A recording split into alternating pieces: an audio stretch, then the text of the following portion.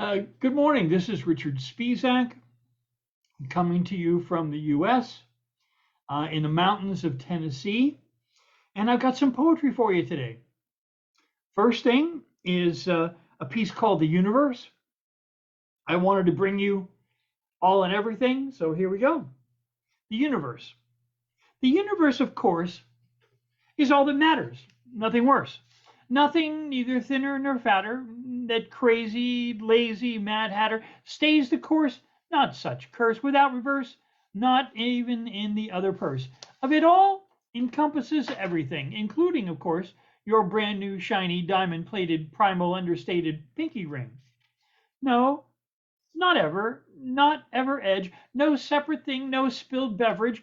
Replacement brings no such thing outside the box. The chastened fox outwits the dog, soaring over realities, scaly, mossy, hairy, glossy, half-drone logs.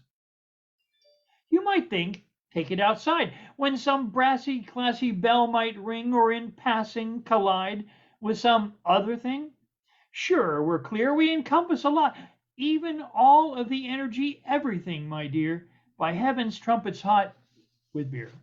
You might detect from the smallest sound in gravity's far-fetching grabbery, unchecked, profound, detected, not misdirected, and any old background microwave radiation reflected, where that old misnamed Big Bang kinda sorta redirects. What do you expect, hunger pangs? Some misalignment of synergistic waves, all matter, all distance, all energy, come what may. It even includes the blanket that almost nearly entirely hides you away. All that matter, both dark and light, and even inclusive of old Jim Morrison's Endless Night. Every quanta of energy included, even from the classic cosmic microwave radiation I concluded, to the laugh track playing on that sitcom you made, swaying, Everglade, never traying, even the muted reflection off your pewter astrolabe, the ringtone of your ever-close clutch phone just played. And from your next-door neighbor's backyard barking dog to that frog over there, creakily croaking camouflaged, where, my dear, spotted doting on you floating that mass moss encompassed log tossed, all this exercise, this of all there is intended solely to give you a sparkling, divinish kind of kiss of all and every I compute.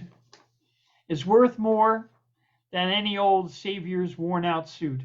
There is no edge, no thing outside. We're all in this boat, all here for the ride. So try, dear friends, when you collide, just try to share what's here. It's a damn short ride. This is one, too many times, it troubles those of us who are writers. It sometimes doesn't trouble those who are not writers, who are readers. It doesn't trouble them enough. But you know, censorship happens in too many places in too many times. So this is a little poem about censorship.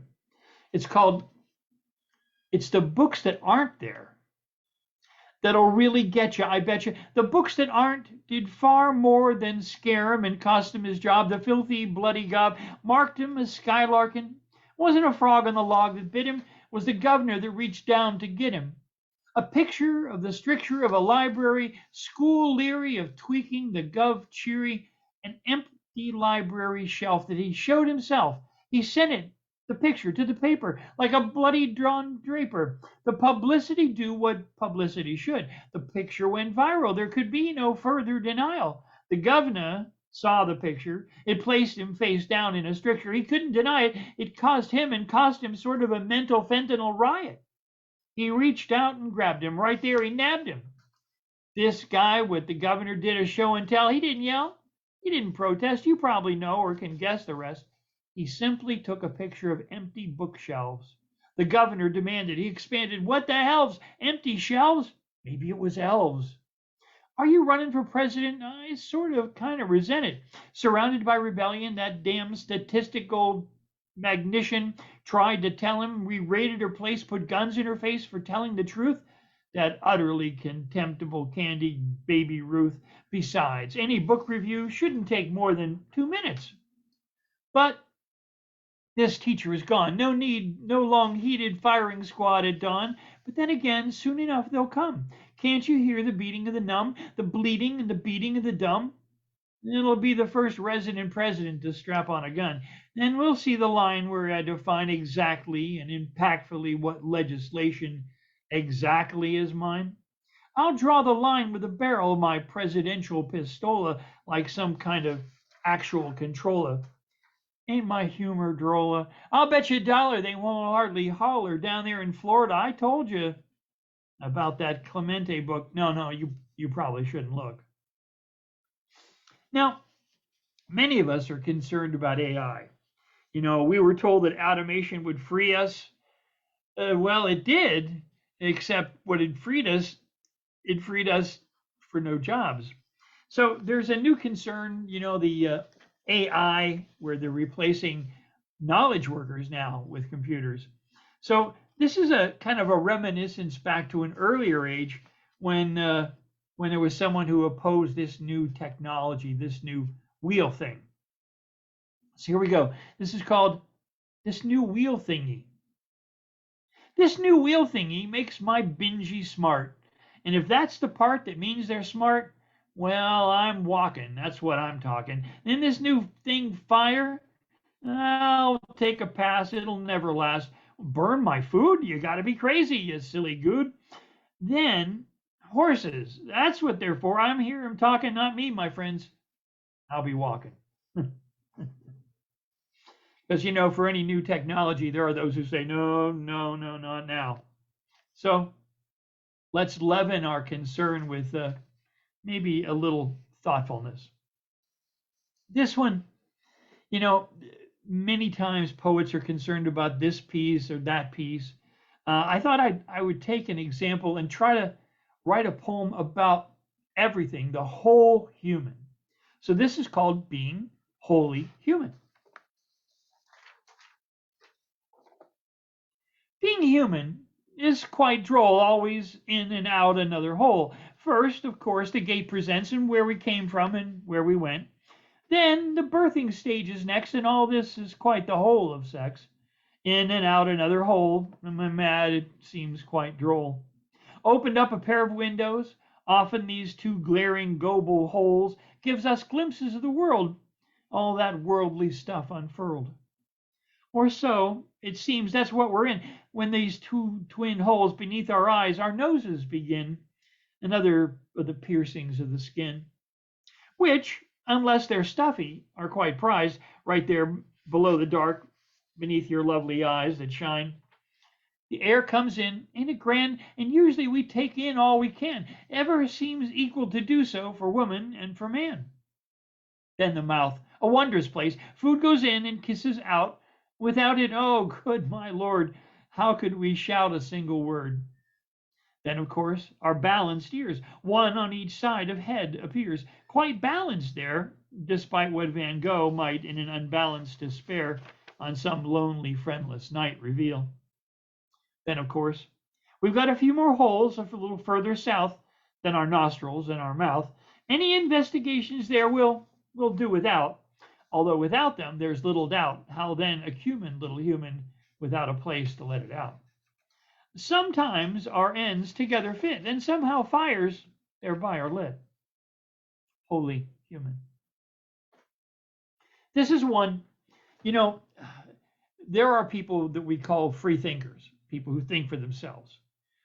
Well, I don't know if you've noticed, but there's a lot of the other kind, people who let somebody else think for them. I've heard it called Me Too. I've heard it called Ditto Heads. This is a little poem for all of those who give up their personal thinking, their personal soul, and let someone else lead them. This is called The Sycophants. Sycophants. To those of you who turn your back on liberty, not just politically, but ethically, like hothouse plants, and live in a small and circumscribed life, somehow drifting, stepping stiffly into the archaic dance befitting. As they bow and grovel, they find nothing novel in their abnegation and subjugation, turning their backs in resignation on liberation. They find no flaw in their master, Monster Man, they'll grovel first and then meekly seek to implement his every creaking plan. To curry favor is their single joy on a path that's littered with their master's splintered toys. Any tantrum they're quick to dismiss, and the slightest opposition will cause nothing less than grand mal distress. These poor scraping fools can hardly apprehend the damage that they do, as they enforce these jaded jewels, the master's whimsical and cruel rules, while ingratiating themselves to their chosen master. They wreak havoc, destroying lives only to deposit a trail of fragrant disaster. Save us from these weak-sighted fools whose vision is so circumscribed to carry and lift their master's mangy tools. Thank you. This is one, there's a reference in Midsummer Night's Dream of a strangeling boy. And this is called Strangeling Lad. Thanks, Bill. Strangeling Lad. I like to laugh. And even if I were cut in half 36 times a day I laugh, I'd probably even laugh at that. And now in walks curiosity, like a cat. I find this humorous stuff in every room. And even if Earth could shrug its shoulders and send through my life its ungentle boulders, I would think this strangeling lad could still find a reason to be glad. When humor waltzes in the room, displacing 15 kinds of doom, there are no doubt those who will complain, even as clouds dispense their rain. They are sad, they want to share every kind of loud despair. They would rue even baby bunnies because their antics were cute and funny. They even complain when it's sunny. Should the gentle surf get your knees wet, they'll complain it brought on sneezettes. Should you butter up their light brown toast, they'll tell you dryly they hate that the most. I contend with these very lines, gently mocking, maudlin stocking, so refined, hugging sadness to your breast won't diminish it any less. Perhaps, like the Buddha, thou shouldst relent, dump the burdens, and forget. This next one, my friends, we've been making civilization on this planet for some time. And it seems strange to me, so sad and strange, that some people think less of woman human beings than of men. I think they've got this completely backwards. So I wrote this. It's called The Sacredness of Woman.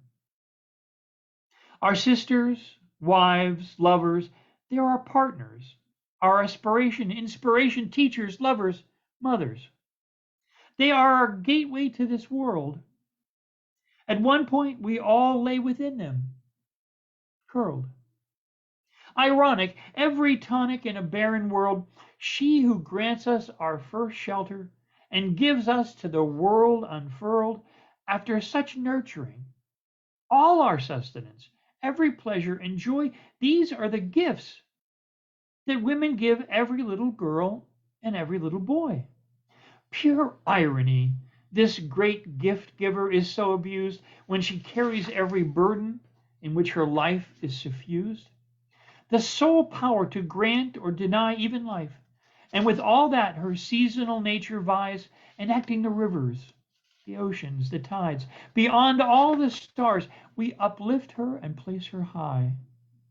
It is the ultimate reversal of nurture, her status off-stained. She has given us of her life blood, that we are thereby sustained. Oh, woe the ungrateful guest, and you know the rest. It's all because of her glory, her special status confessed. Beyond every giving, the ultimate earth, and yet somehow some are blinded, somehow to her ultimate worth. Whether she undertakes and gives birth, it is her choice. But we would be wise to listen to her, the ultimate eternal voice. Thank you. On a more serious subject, you know, in this world, so often our governments will tell us that there's no money for food, there's no money for shelter, there's no money for health care, there's no money for children, there's no money for women, there's no money for families, there's no money for the elderly. But you know, have you ever noticed that they never complain that there's not enough money for war? There's not enough money for weapons. Oh, let's do a yard sale. We have to buy some bombs. So I heard recently that on one of the world's more popular wars, oh, it's a good war. You know, let me assure you that both sides are convinced that it's just a charming, charming thing. So I wrote this poem. It's called "Oh No, Oh No, They're Running Out of Death Supplies." I don't know. That perhaps does it seem wise? They're running out of bombs and bullets, and our sense of humor, I wouldn't ruin or pull it. I guess, my friends, an empty rifle just doesn't do it. An empty cannon can't be foolish. It seems hardly like much a duel with Dewish. All out of mind, I guess that's fine. We might as well use a group of mimes. Some acrobats or maybe dancers, although alas, they don't leave cancers, like old depleted Urana me. Oh, as lethal, oh, so woe is me. Some mean messages, insults and stuff, and throw some pillows with lots of fluff. Bash 'em with pillows, that'll be tough. Leave lots of those, we'll heave 'em rough. And although it won't really even bloody a nose, maybe we'll pelt them with miniature rose. Oh gosh, we're out of bullets too. What's an unarmed general to do? Oh, there's some wise guys in the munitions plant who made it his mission to see that they can't build another explosive device. He did it once, he could do it twice. It's the kind of guy that should get a prize.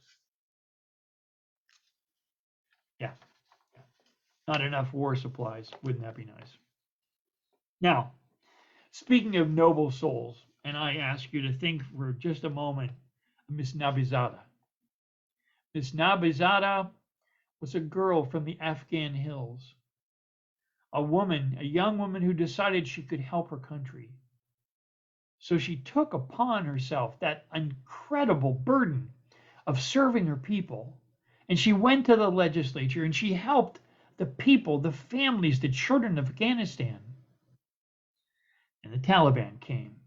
And they ordered all the women to go away, hide, go to your families, go to your homes, hide away, we don't want to see you. She stayed and said, a woman's voice is important. She stayed, she was not afraid. This is a poem in tribute to her. Of course, the Taliban killed her. This is called Miss Nabizada, we will. Miss Nabizada, until. She insists, Miss Nabizada, with her fist, Miss Nabizada. Though the Taliban wanted the flaunted man, leads their band, they could not hide Miss Nabizada. No command, no fearful present confined this mind, her mind, to some hidden desert clime. Miss Nabizada from the eastern land stood for election when no woman can. Miss Nabizada led the way. Where? The Taliban dare not say. Instead, they slay Miss Nabizada and her brother, wounded and bloodied others. Miss Nabizada didn't flee. She didn't run to peace. She didn't go and flee to another country, but she stayed and spoke her piece. The Taliban could not stand these truths be told. Such a brave heart this woman bold. Confined they wanted, no freedom taunt. The unholy fools would try to hide these women jewels. Each woman imprisoned inside her, what, home? Or is it tomb? This lawless, flawed bloom, she was a servant to the people. Her life enshrined now in her story's steeple. Miss Nabizada would not be stayed. She was brave, not afraid. She knew the truth. These fearful men couldn't buy her and send her home again.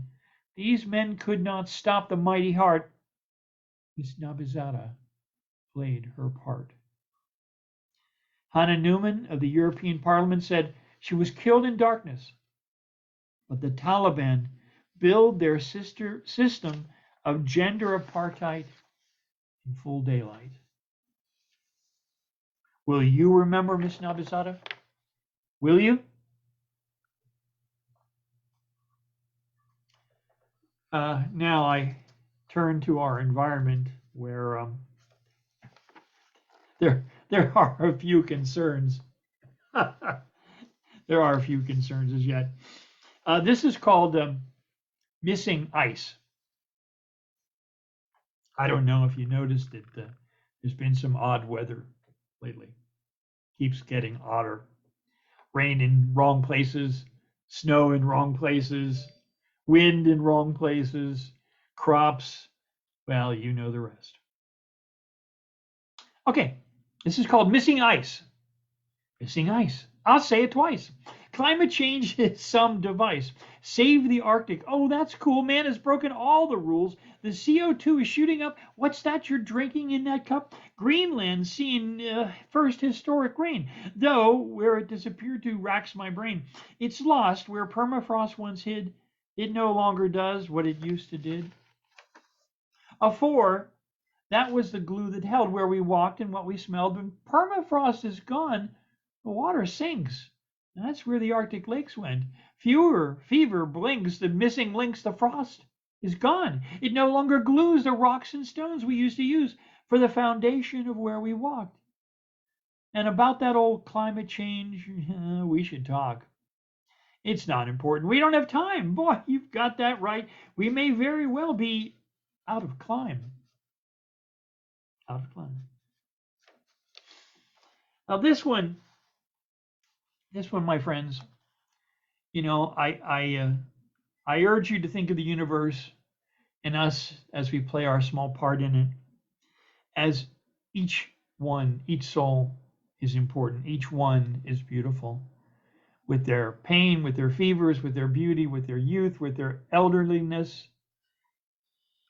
And in this one, I urge you, each, one and all, to be gentle with each other. This is called Be Gentle, oddly enough. Be gentle. Don't let that imagination vivid make you angry, grinding, livid.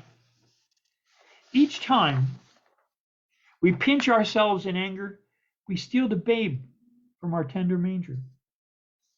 The delicate and sensitive soul in this rough and jaunty world somehow too often seems to favor not the pen, but instead rushes for the cleaving sword. Seems sometimes to banter, gentle soul, in whose loving generosity pays an awful toll. Do not use that massive brain to wring you bout in waves of pain, but gentle darlings, make your peace. Don't let it drive your spirit to its knees. It's tough, sometimes with imaginings crazy, to find some place where you can be lazy.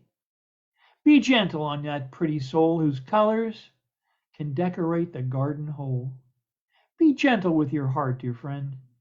Your delicate sensibilities will amend. And gently place your pretty paint, enrich the goal, and once again make you whole, almost a saint.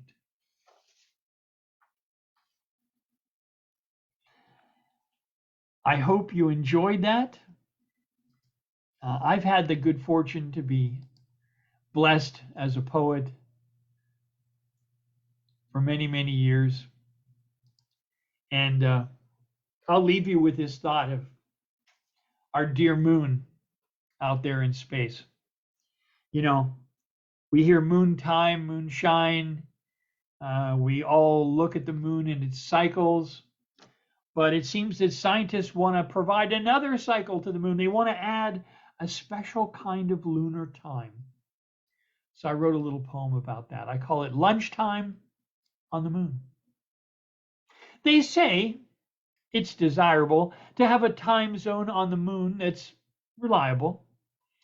One just for the moon's homeroom with its gorgeous dusted, silvery lusted, luminous dome. Sowing less confusion when a rocket soars within the misty minion's special spatial dominion doors, partially posted, heavenly toasted. Those madly posted Wastro warriors, hosted in their room on the moon. Let me check my watch. Could it come so nearly, clearly, even so dearly soon? There's been a call, after all, to set up a special lunar time to ensure the Venusians don't run afoul or are forced to spend an extra dollar or dime while their vehicles park for an extra hour of time. Or could it be something more sinister, beginning to scent the lint of a stir? After all, maybe next time the meteors we find won't deflect and splashily, nastily wreck the tea time picnic checked.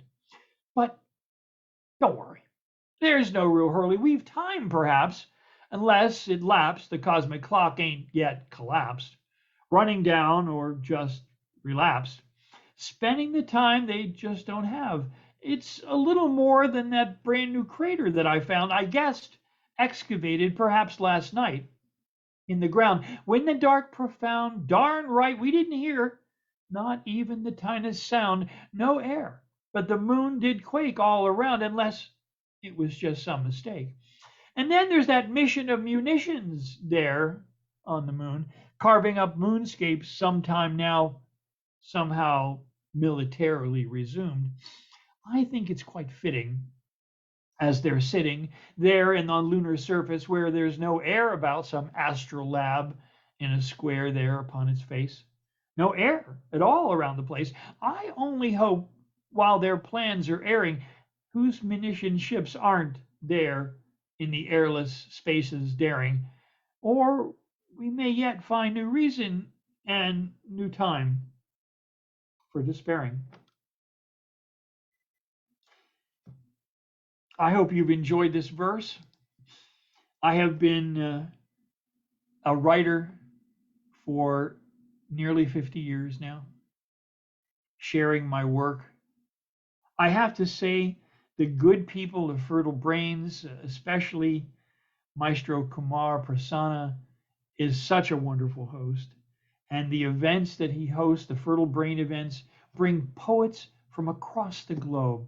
And if there is a wonderful coming together of people, a coming together of artists, a coming together of poets, it gladdens the heart. And if you see, if you look, if you hear, if you listen, and if you speak, your heart will be wiser. Your soul will be more glad.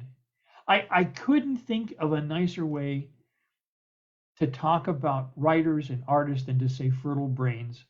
Brains that spout forth, that sprout flowers and blooms and blossoms and song. I've been writing for 50 years. I hope that my work brings a gladness to the heart and brings some thoughts that need to be considered. My motto as a writer is to make people think and laugh. So I hope my reading today has made you think, and I hope, if not laugh, I hope it has at least made you smile. Thank you so very, very much for this time.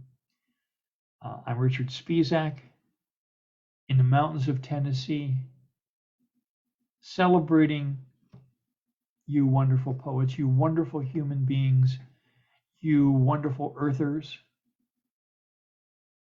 There is one earth. We must protect it.